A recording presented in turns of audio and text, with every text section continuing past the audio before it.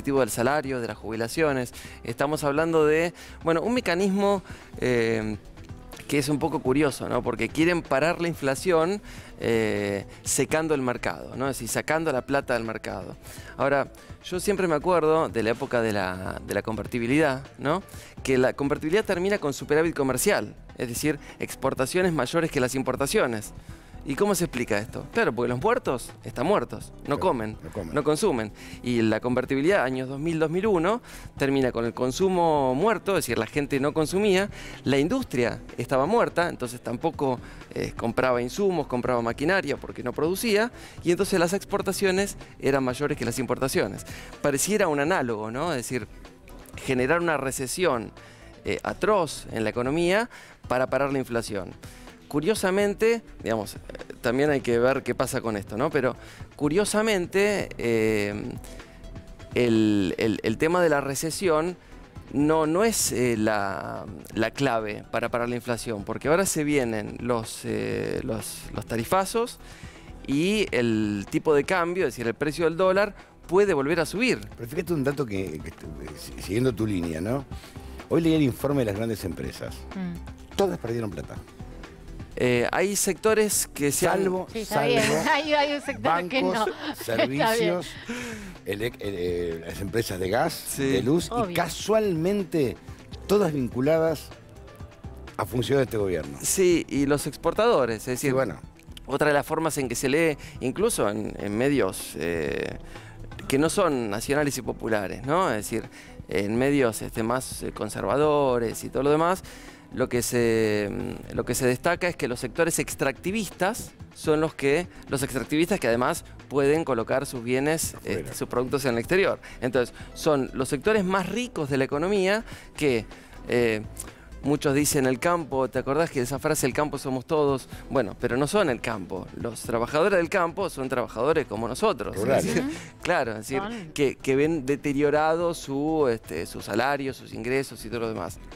Son los sectores intermediarios, es decir, las grandes empresas intermediarias que por un lado le compran barato a los pequeños productores y por otro lado imponen precios y se quieren quedar con el total del ingreso proveniente de las exportaciones. Esas que son 7, 8 empresas, es decir, las más ricas, exactamente, son las que se quedan con el ingreso, ¿no? Estos modelos generalmente lo que producen son dos cosas. Uno es enriquecimiento de los más ricos, ¿no? Y endeudamiento. Siempre están ligados, ¿no? Ayer un diario publicaba la pirámide, ¿no? Hablaba de clase alta, clase media, media media, media baja, ¿no? Y omitieron poner que en la clase D, o sea, en la B2, faltaría la C2 y la D2, que estarían los jubilados, por ejemplo. Claro. Hoy los jubilados, 1,5 millones, están en la D2, o sea, cobran por debajo de indigencia casi. Sí, digamos, a veces es bueno repetir estas cosas, ¿no? Parece que uno siempre dice lo mismo, pero conviene repetirlo, ¿no? Porque, digamos, salarios y jubilaciones durante todo el gobierno de Macri siempre han aumentado por debajo de la inflación, siempre.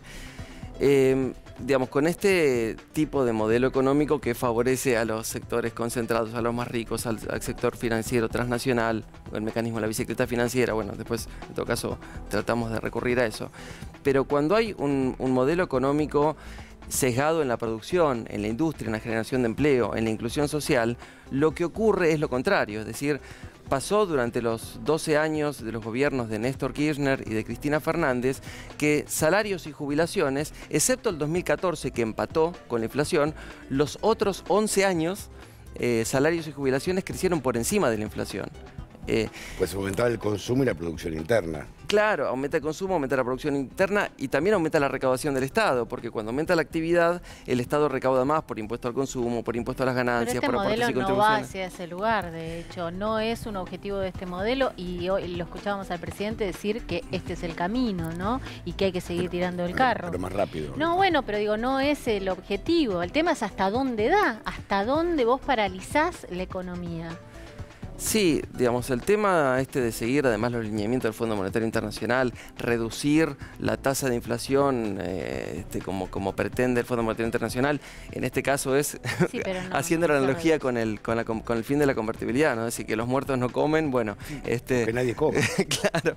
que nadie usa el auto. Pero igualmente, digamos, están reduciendo la causa de inflación de demanda, ¿no? Que si la gente tiene plata en la calle, entonces las empresas aprovechan y suben los precios porque la gente tiene plata igual, ¿no? Eso sería, forma resumida, lo que es inflación de demanda, pero destruyendo la inflación de demanda no eliminan la inflación, porque tenés la inflación de costos causada por los tarifazos y la inflación cambiaria, porque cuando sube el precio del dólar también se produce inflación. Y acá también hay algo delicado, ¿no? Porque mucha gente está poniendo plata en los plazos fijos al 45%, ¿no es cierto? Ahora, 45% con una inflación anualizada del 60%, porque 4% de abril, en realidad 4% mensual no es 4 por 12, 48, no, porque es capitalización compuesta, no es 4% claro, más el 4% adicional, bueno, y eso da cerca del 60%. Entonces, aún esa gente que se cree, uy, mirá qué lindo, 45% de aumento, está perdiendo poder adquisitivo en esa plata, ¿no? Pero fíjate que hay un dato que yo lo estaba leyendo y estudiando, son las mismas medidas que tomó Martínez de Oz. Y casualmente un día como hoy, Martínez de Oz anunció esta medida. Exacto. 2 de abril de 1976. Hay que acordarse, hay que googlearlo, fíjense, son las mismas medidas que tomó Martínez de Oz. Inclusive la tablita. Sí, inclusive también, bueno, que seguramente que miraste lo mismo que yo y por eso lo dijiste de esa forma, ¿no? Porque los enunciados de Martínez de Oz, viste que este gobierno anuncia los cambios, vamos a cambiar. Bueno, él hablaba de, como decía, transformación profunda, ¿no? Transformación profunda, que significaba lo mismo que prometía este gobierno, es decir, liberalización total de las importaciones, liberalización total de las exportaciones. Bueno, a esto hay que añadirle, por ejemplo, la medida de Macri que tiene libertad para 10 años para los exportadores para poder liquidar, con lo cual también hay un tema ahí, ¿no? Porque una parte de controlar el dólar es a través del ingreso proveniente de las exportaciones primarias, pero los exportadores tienen 10 años de gracia para poder liquidar. Bueno, no sé qué va a pasar ahí.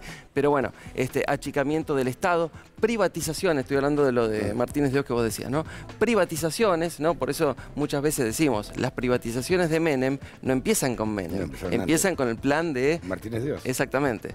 Lo que pasa es que Menem lo legitimó democráticamente. Claro, el achicamiento del Estado, la eliminación de la inversión social, la reducción del gasto del Estado, ¿no? El gasto que algunos llamaban gasto superfluo, gasto innecesario. Bueno, la ayuda a los sectores, a la mayoría del pueblo, ¿no es cierto? En cambio, lo que propició tanto la dictadura del 76 al 83, como la convertibilidad, como el gobierno de Macri, es un gobierno para favorecer a los sectores más ricos concentrados, ¿no? Que eso siempre lo paga el conjunto del pueblo y, vale siempre esto destacarlo, siempre está asociado al endeudamiento.